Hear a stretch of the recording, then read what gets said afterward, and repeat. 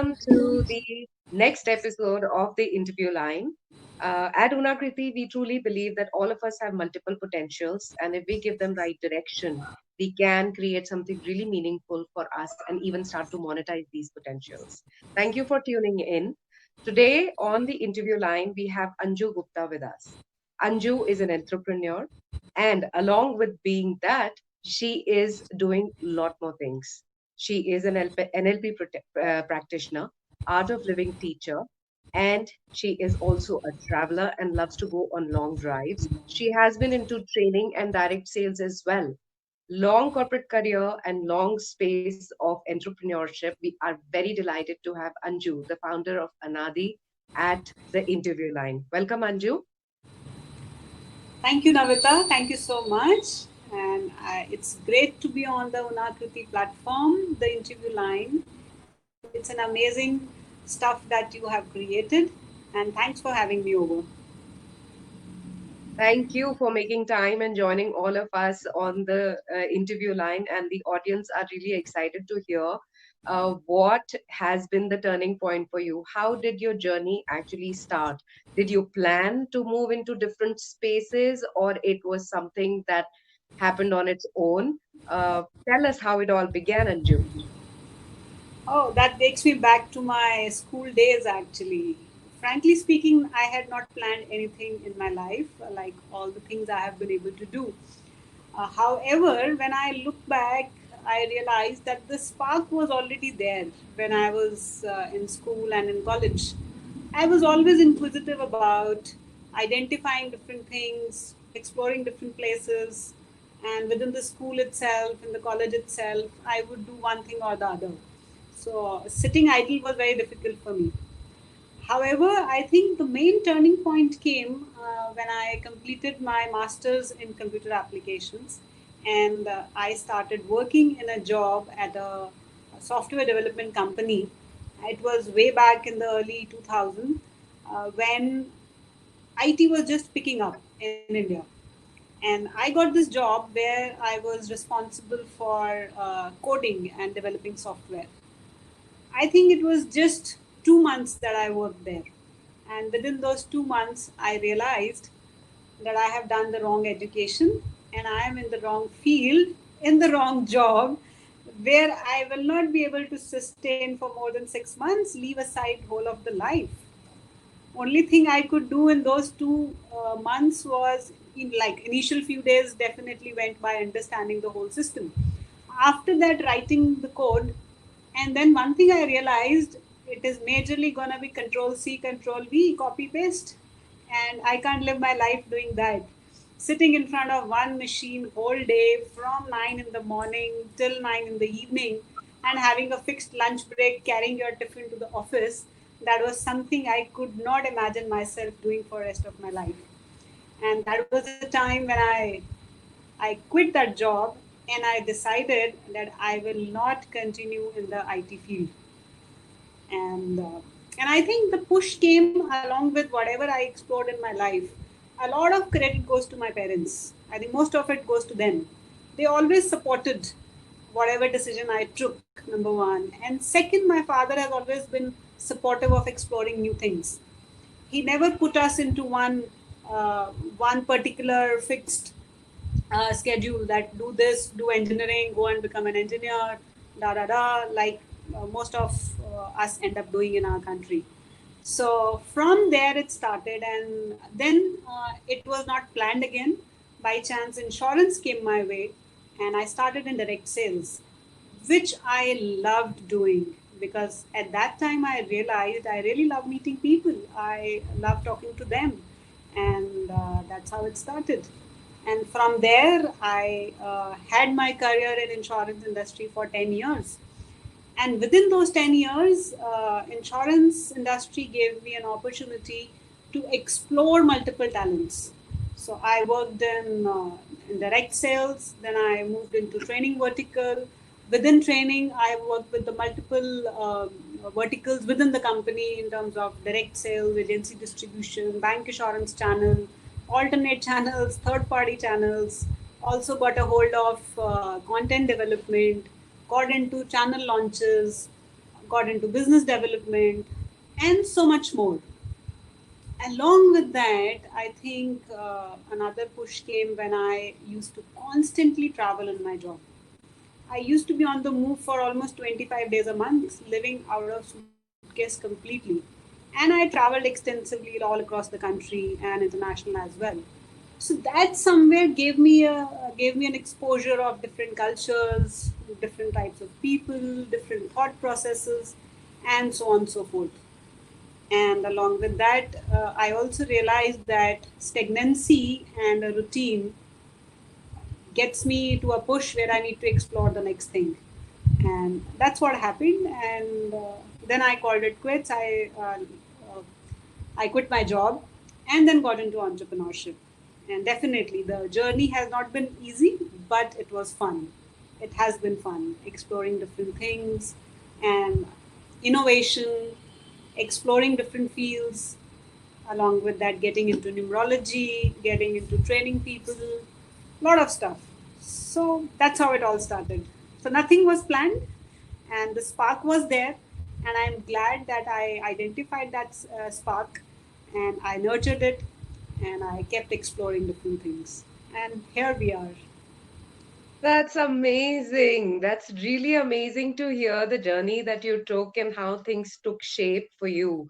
It's a huge risk that you've just started your career, and the moment we finish our masters and we get our first job, it's the sense that, the life is set and ab to things will just flow for us, and, a salary will come to us, and people want to move from one role to the other and keep getting promoted in different spaces. But taking that risk early on, within 2 months of your joining, that this is not the job for me, is a huge decision. And I'm really not too sure how many of us can really take that decision. So I think that's really bold of you, Anju.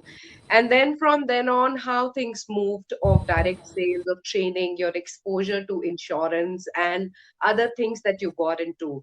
And you did mention that you had the supportive family where your decisions were respected.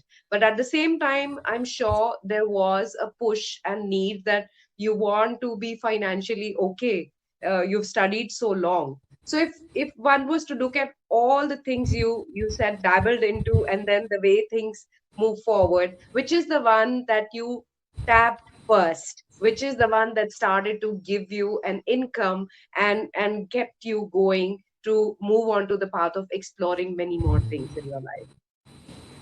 Yeah, I think out of all, every time whenever I started anything, God has been really kind. That income kept flowing in with all the initiatives. But I think at the core of my heart, I am more of a people's person and training person. So with my career, while in job, of course, the training and in fact the sales part as well, they were the immediate ones, and corporate jobs helped me sail through, and not only sail through, it was a great ride. And after I left my job, again it was training, which monetized first, and then I got into founding Anadee Recycled Paper Products, which is again a combination of spreading awareness through the medium of training students, along with that, putting my creative side to use by innovating different products which are made out of eco-friendly materials all across. Along with that, ideating into the barter system of products. So more of innovation. So that again monetized once we started doing it, and so on and so forth. So training and Anadi, they both have been the monetizing factors. And along with that, when I travel, so traveling is more of a passion. I love to go on long drives. I think the longest that I have driven has been 19 hours at a stretch. I drove on a road trip, and kept moving, so on and so forth. Wow. So training and now Anadi is what you're focusing on, is what I hear you say, as the primary potentials that you would monetize, along with other passions that you have, which is into the space of mindfulness and into the space of numerology and Yes. travel. which are Yes. more, exciting spaces for you to explore and have the money flow through other places of yours. Yes. I heard barter system. Too many. It's something that we have read in our history books. How bartering system used to exist in the past, and when the currencies and everything were not there. But in today's age and time at Anadi, you have incorporated barter system. So tell us more about your current engagement, which is Anadi, and how and what this barter system is all about. Okay, so barter system definitely, as you said it rightly, that it is the exchange of goods and products. Same way at Anadi, we work with school students, educational institutions, where students can barter waste paper for products made out of recycled paper. So if you have waste paper, you can give us that, and in exchange of that, you may like to pick up notebooks, registers, or pencils made of newspapers, or pens made of recycled paper. So, a lot of stuff.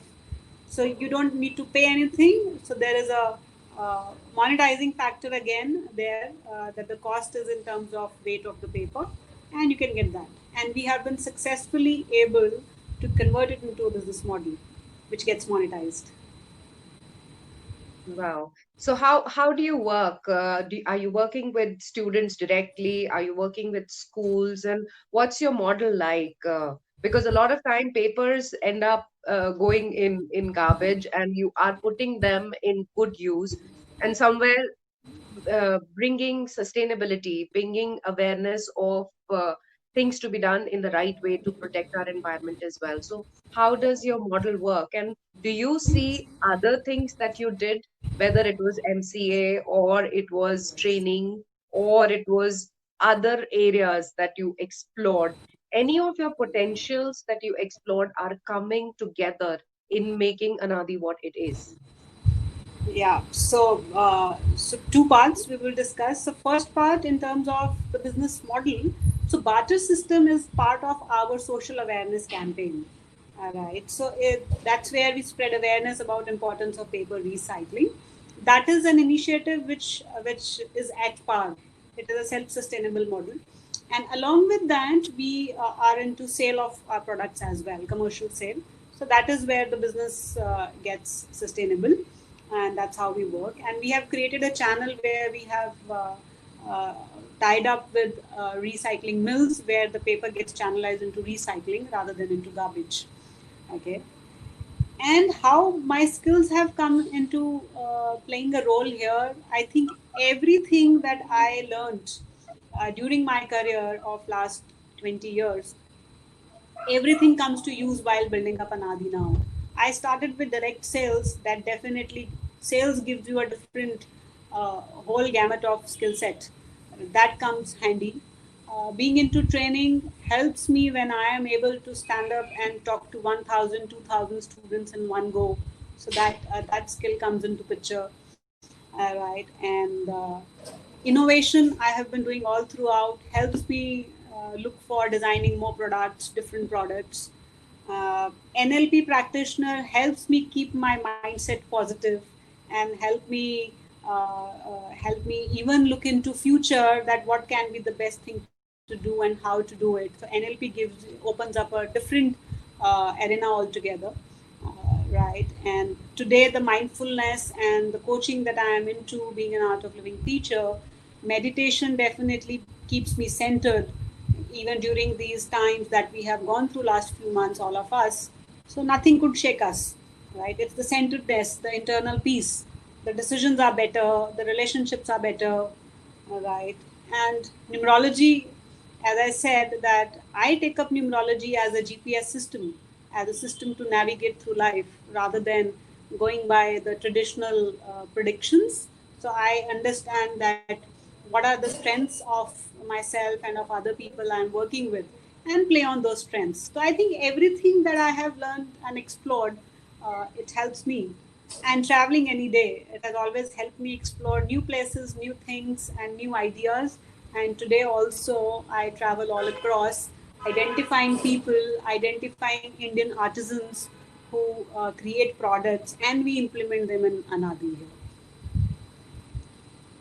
So I hear you say that almost every potential that you have explored for yourself, and monetized or not monetized, is helping you in one way or the other to build your current business. That's amazing to hear, because to see how numerology could be helpful in setting up something that you're doing, or how uh, the practice of NLP could be linked to the work that you do with children or teachers and yourself, uh, could be yielding positive results for the business that you're setting it up.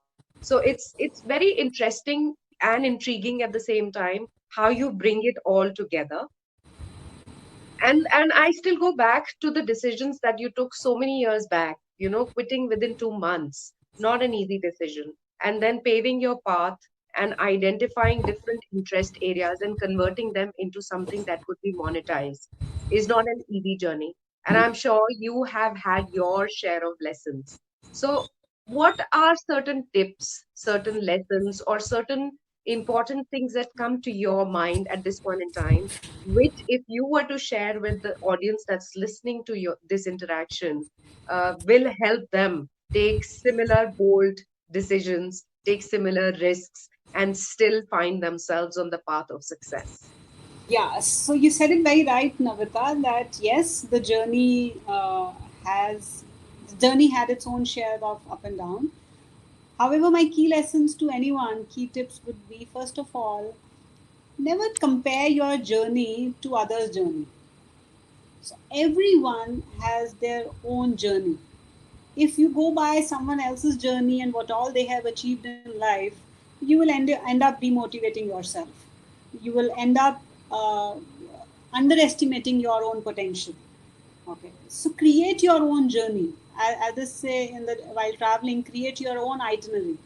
Right, decide what you want to do, explore, and take it forward. Right, so comparison is what which will not take you anywhere.